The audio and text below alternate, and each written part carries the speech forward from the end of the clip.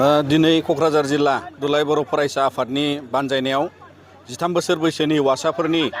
जोलुर बादायलायनाय चेम्पियनशिप बेयो इन्टार आनसलिक जागासिनो दङ आरो लोगोसे हिन्जावसाफोरनि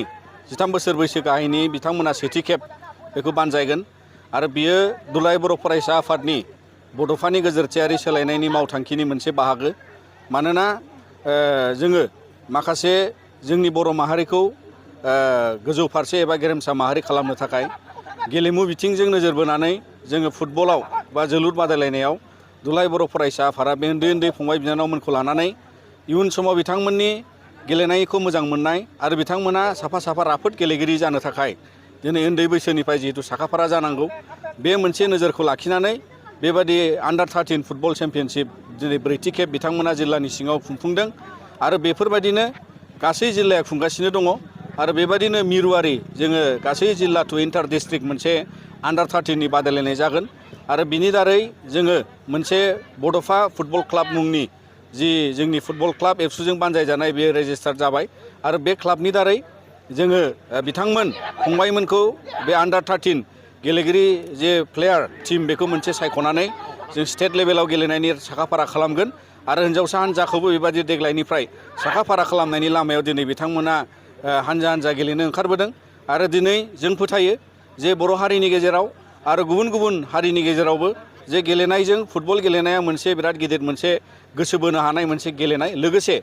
लाइमोनफोरखौ गोथों लामाजों लांनो थाखाय गेलेनायनि डिसिप्लिनजों लोगोसे गावनि जिउ राहा लामा दानायाव मोनसे डिसिप्लिन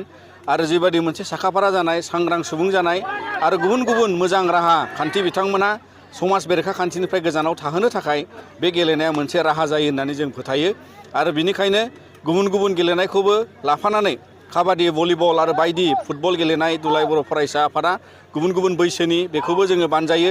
आरो बेबादि मेथाइ खननाय रोजाबनाय बायदि बादायलायनायावबो दुलाराय बर' फरायसा आफादा बे बड'फानि गोजोरथियारि सोलायनाय मावथांखिखौ लानानै जाहाथे जोंनि माहारियाव आथिखाल माखासे गुबुंले थासारिखौ गैया खालामनो थाखाय लाइमोनफोरखौ बिनिफ्राय बोथ्रोदनो थाखाय बेखौ एरायहोनो थाखाय दिनै ड्राग्सनिफ्राय एरायहोनांगौ दङ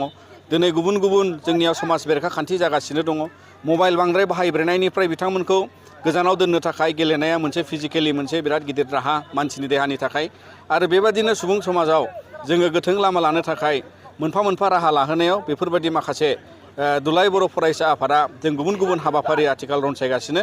आरो बेबादिनो दिनै बड'फा उपेन्द्र ब्रह्मनि मुङै बेबादि गेलेनाय आरो बायदि समाज जौगानाय माहारिखौ सिनायथि होनो थाखाय बे नाजानाया अरायसम थाबाय थागोन आरो बिनि थाखायनो नोंथांमोननि गेजेरजों जोङो जाय नायनो फैनाय जाय बिथांमोनहा बेखौ बरायदों आरो बयबो मोजां मोनो आरो बिनि थाखायनो जोङो दिनै खावलायगोन जाहाथे बयबो उन्दै फंबाय बिनानावमोनखौ बेबायदि गोबां गेलेनाय राहाफारियाव मदद खालामलांगोन आरो बेबायदि जिउआव सानसे बिथांमोनखौ बर' माहारिनि गेजेरनिफ्राय जाफुंसार गेलेगिरि महरै जों इयुनाव मोननो हागोन होननानै जों फोथायो।